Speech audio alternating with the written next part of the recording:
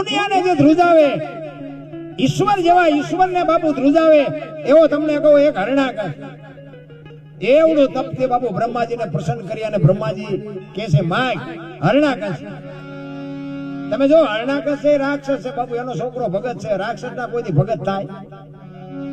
રાક્ષસ ના તો રાક્ષસ જ ન થાય. પણ વળાંક ક્યાંથી માર્યો?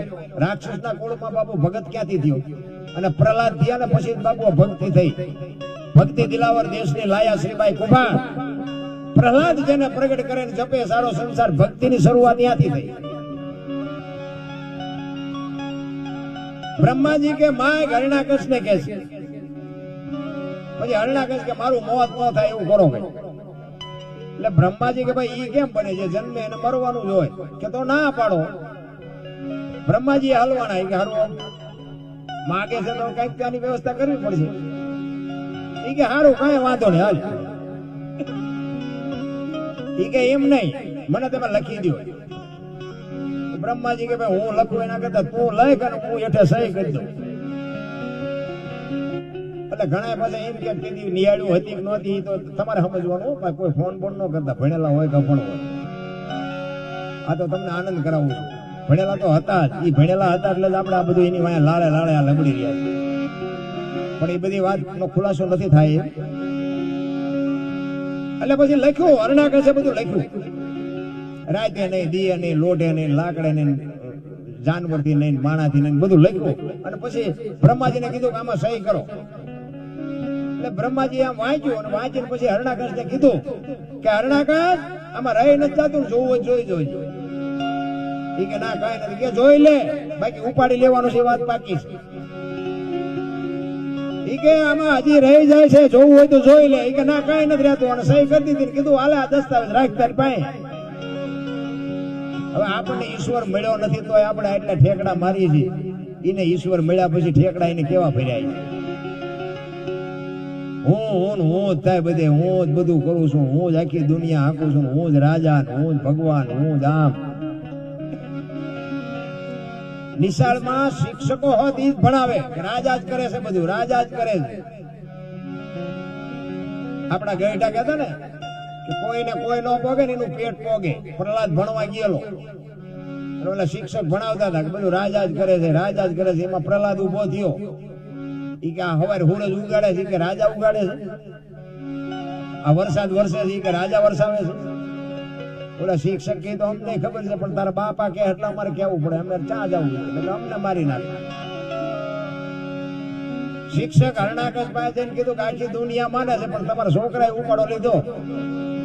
એ હરણાકશ ને પ્રહલાદ આવ્યો ને પછી હરણાકશે આમ બેહાડ્યો એના ઢીસણ ઉપર. એ કે બેટા ભણવા ગયો તો? કે હા. એ કે હું ભણાયું? એ કે કરશનજી નો ક ને ખડિયાનો ખ ને ગણપતિનો ગ ને ઘનશ્યામનો ઘ ને એને બાપુ કાળ ઝાળ થયો હોય. એ કા નામ મુકાવા હું મથું છું ત્યાં એની પાછું લીધી છે. આમ દિવાલમાં તો ઘા કર્યો, પૂરી દો કે તારી ઓરડીમાં અને તાળું મારી દો, ચોકીદાર બેહાડો, હું જોઉં એનો ભગવાન કેમ આવે છે. એક ને એક રાત, બીજો દી બીજી રાત થઈને અખિલ બ્રહ્માંડના માલિક બાપુ લક્ષ્મીજીને કહે છે કે ઓલું છોકરું મરી જાય છે અને તમે જઈને જમાડી આવો. માં જમાડવા આવ્યા અને પ્રહલાદને જમાડ્યો. અને ચોકીદાર બહાર બેઠો બેઠો વિચાર કરે કે આમાં કોક બોલે છે મારી પાસે. હરણાકશને કીધું તમારા દીકરા પાસે કોક છે? એ કે તાળું માર્યું છે, ઓરડી બંધ છે, કેવી રીતે હોય? એ કે છે ખરું બધું એમ નામ છે, પણ માલપા કોક છે. આવી જોયું અને ખોલ્યું બાણ. પ્રહલાદ ખાઈને બેઠેલો. એ કે કોણ આવ્યું હતું? કે મારી માં આવી હતી. કેવી રીતે આવે? કે બાયણું બંધ છે, અંધારી ઓરડી છે, તાળું માર્યું છે, ચોકીદાર બેઠો છે. કે બાપા એ તો તમને ભરોહો નથી, બાકી માના ઉદરમાં ખોબા જેટલી જગ્યામાં જો મારો નાથ ભૂખ્યો ન રાખતો હોય તો 10 બાય 10 ની ઓરડી છે, આમાં થોડો ભૂખ્યો રાખે. તમને ભરોસો નથી. પછી થાંભલો ધકાયો અને થાંભલો ધકાયો ને કીધું કે આમાં ઈશ્વર છે? તો કે હા. એ કે બસ ભરી અને ફાટ્યો અને એમાં નરસિંહ અવતાર થયો. અને ઘરમાં બાપુ ઉંદરડાને બિલાડી જેમ ગોટે સડાવે ને એમ હરણાકશને સડાવ્યો.